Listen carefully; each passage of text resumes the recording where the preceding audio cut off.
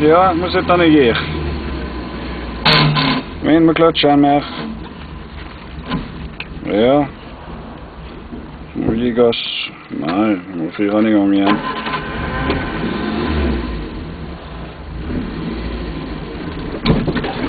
Hva i verden var det der da? Nei?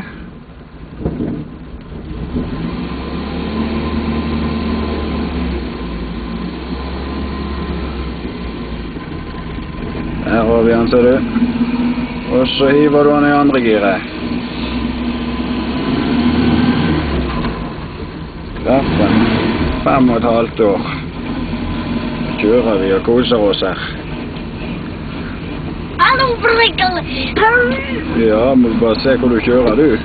Konsentrere deg. Svimingen. Ja, du koser.